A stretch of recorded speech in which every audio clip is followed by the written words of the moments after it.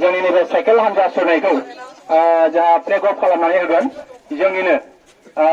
इउपिपिएलनि जा मावफुं सोद्रोमा सार कलेन्द्र बसुमतारी सारखौ बे समावहाय प्लेग अफ खालामनानै होनो थाखाय खावलायबाय आरो बेनि लोगो लोगो जोंहा जोंनि बिजाथि रन्जित बसुमतारी सारा साइकेलखौ सालायनानै बिथाङा जागायगोन आं बे समावहाय सारखौ गुरैयै खावलायबाय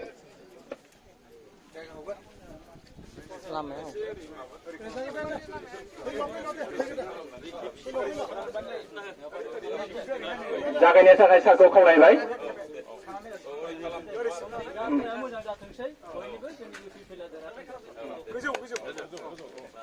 दे बिथाङा सारा जागायना होबाय जोंनि बिजाथिया साइकेलखौ जाहाथे सालायजेनो खावलायबाय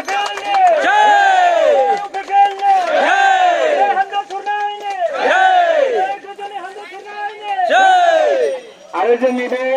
12 नं चिरांदुवार ब्लक इउपिपिएलनि बे साइकेल हान्जा सुरनाय बेखौ जा लिड खालामगोन जोंनिनो इयुथनि आफादगिरि जाथनाय बसुमतारी बिथाङा मोनफ्रोमबो माखासे मिटिंजों सोमोन्दो लाखिलांनानै जे हाबाफारि बे हाबाफारिखौ जाहाथे बिथांनि जाहाथे जोङो हाबाफारिखौ मावफुंनो हायो बेखिनिखौ आङो खावलायबाय आरो बे समावहाय आङो साबायखर जासिनो आङो खावलायगोन जे जोंनि दिनैनि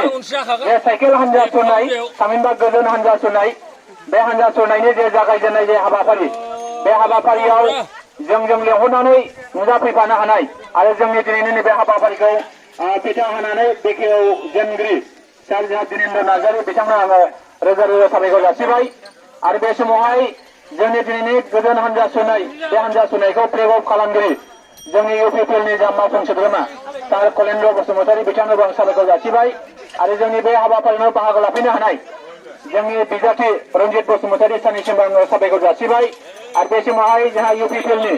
जा अर्गेनाइजिं सेक्रेटारि आरो जोंनि समस्तिनि इनचार्ज सार बिशु औवारी बिथांनोबो आङो साबायखर जासिबाय जोंनि 12 नं चिरांदुवार ब्लक इलेक्शन स्टियारिं कमिटिनि जा बोसोनगिरि सार जा कबेन नार्जारी बिथांनोबो आङो साबायखर जासिबाय आरो बे समावहाय जोंनि खुंग्रिं प्राइमारि बर' साहित्य सभानि आफादगिरि दिपेन्द्र नार्जारी बिथांनोबो आं साबायखर जासिबाय आरो जोंनि खुंग्रिं जौगाखां आफादनि आफादगिरि लकेन्द्र नार्जारी बिथांनोबो आं साबायखर जासिबाय आरो बे समावहाय जोंहा चिरां जिल्ला इउपिपिएलनि जा लेङाइ आफादगिरि बिश्वराम बसुमतारी बिथांनोबो आं साबायखर जासिबाय बे समावहाय